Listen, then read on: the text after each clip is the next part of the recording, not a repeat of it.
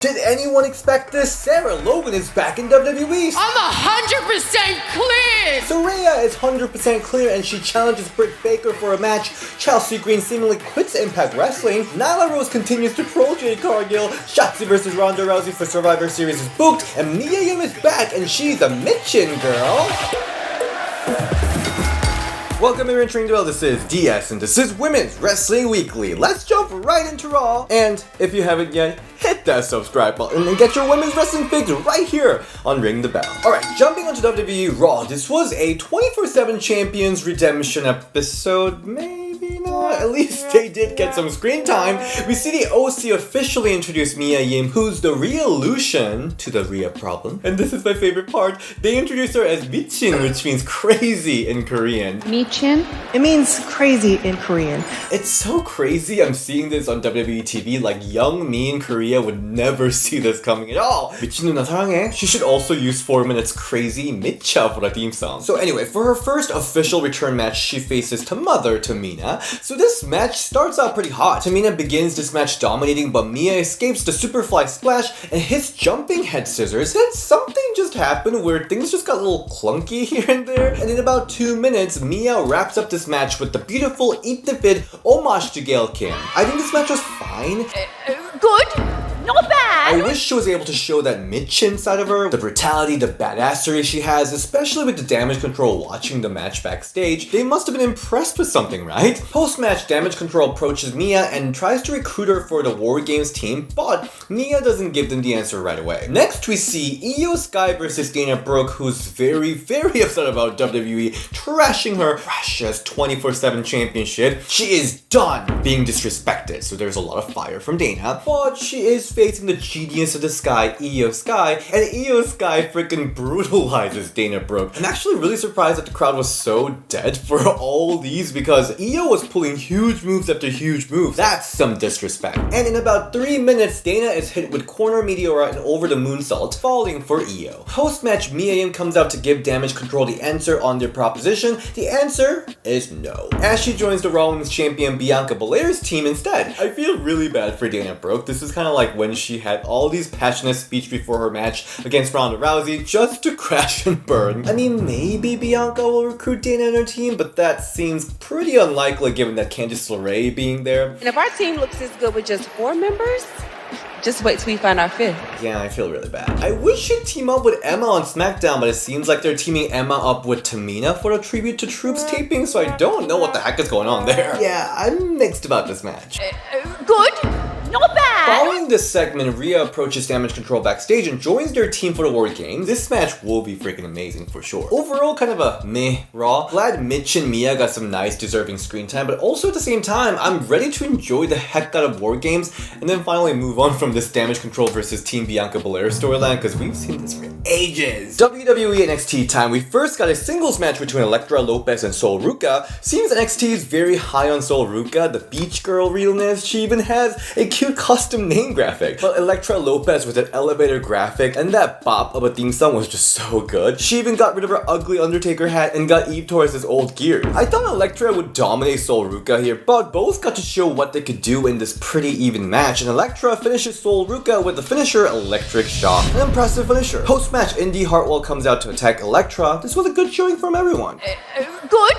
Not bad! For the main event, we had the rematch for the NXT Women's Tag Team Championship, Kaden Carter and Katana Chance versus Nikita Lyons and Zoe Stark. I love how high energy Katana and Kaden's entrance is with people doing ooh ooh chant. People are finally living for them. Also, Kaden stands. She's kind of out of it, but I love it. This was another blockbuster match between the two teams. Kaden and Katana continues to impress as a team, and you can tell that they're working hard to improve day by day as they keep coming up with new creative new tag moves. Not all of them are home run, but it is the effort that I really appreciate. Just see all these moves. Love the back and forth between Katana and Stark here. That stunner reversal, I screamed so hard. At the end, Zoe almost hit Nikita, and capitalizing on this moment, Katana hits an impressive DDT and finishes Zoe off with the 450 splash and neckbreaker combo for the win. Another incredible match, Kaden and Katana are awesome as tag champions. Post-match, we see Nikita and Zoe hand over the tag titles to the champions, congratulating them, but Zoe hesitates for a bit and hit the heck out of her partner Nikita using that belt and turns heel. Zoe will be a lot better as heel, so I love it. And then she hits a running knee to the head of Nikita, closing the show.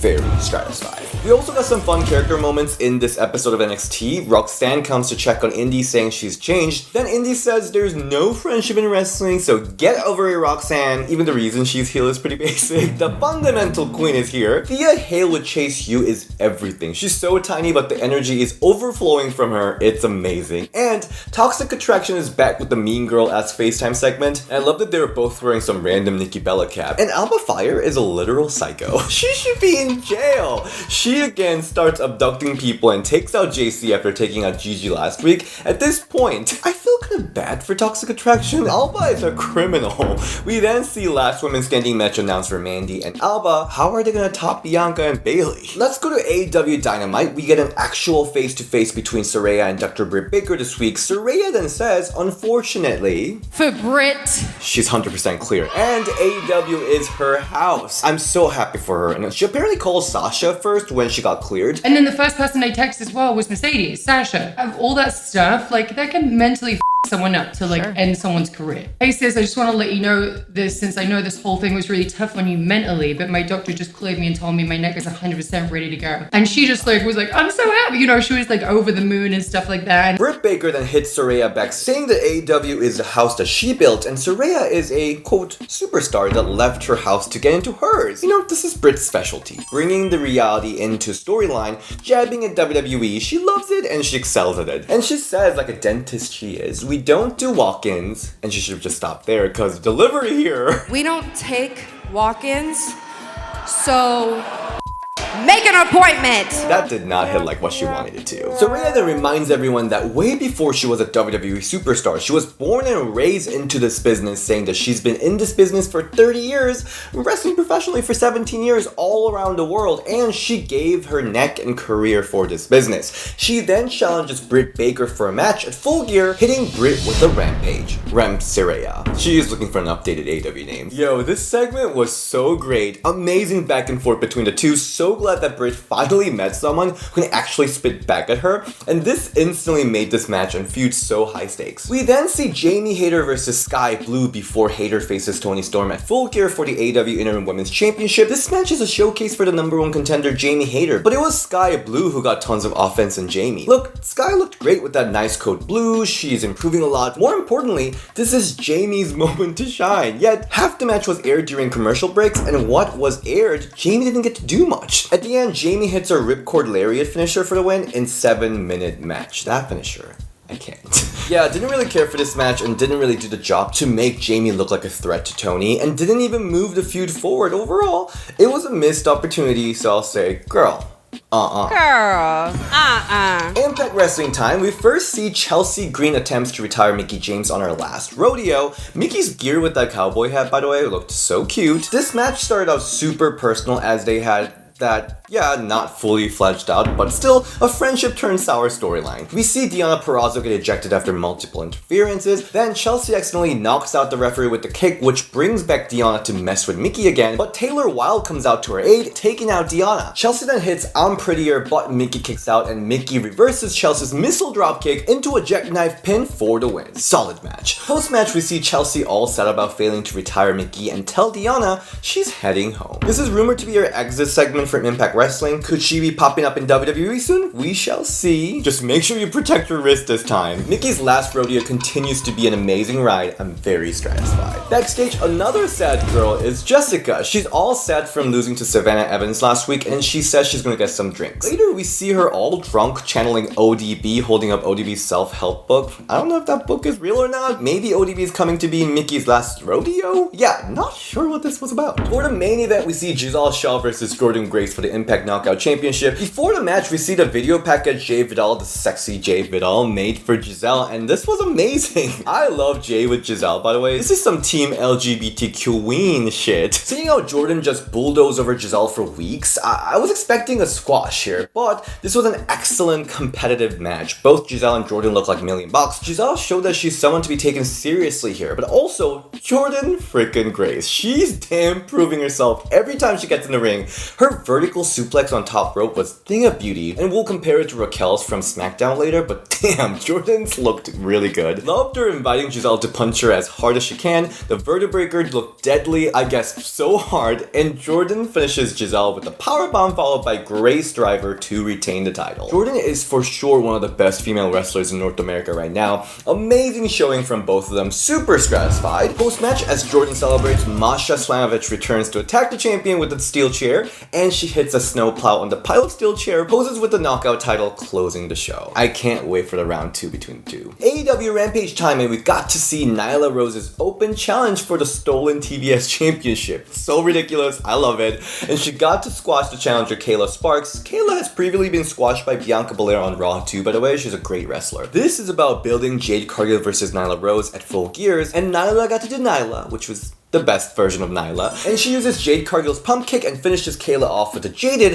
in 40-second match. So good. Nyla, the TBS champion, is probably my favorite character in wrestling right now. Post-match, Jade Cargill comes out with the baddies to get back the title, but Nyla escapes, and the securities for some reason hold back the legitimate champion. This is serving entertainment, and just a really great way to freshen up Jade's undefeated reign. Very satisfied. I just gotta add though, I'm so happy that AEW is building 3 great women's matches at their pay-per-view. Keep it up, Tony Khan! WWE SmackDown is back with yet another 6-pack challenge for #1 contendership. Someone in SmackDown creative team sure loves 6-pack challenge. But it is good to see though people like Lacey and Zaya back in the ring. Loved Shotzi's entrance with the fireworks shooting out of the tank. I cannot wait for her eventual WrestleMania entrance. This match, Liv Morgan is a crazy like, I'm scared to run into her on the streets. Zaya Lee was just casually walking by and was brutally attacked by Liv, and then Zaya just peacefully walked again. I also really loved Liv's consecutive corner splashes. Those were really nice. Liv is really coming into her own lethal form, and I really love it. Now, we gotta talk about Raquel, because she had some nice spots to shine, but she didn't get to capitalize on it.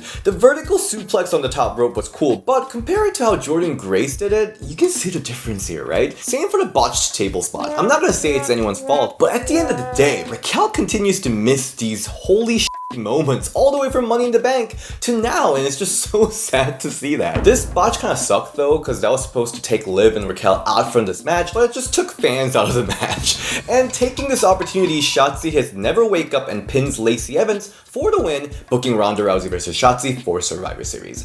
This was a pleasant surprise. I did not expect Ronda versus Shotzi match at Survivor Series. I think it could be really fun with Shotzi throwing off Ronda with her unexpected, unorthodox moveset. This 6-pack challenge though was meh.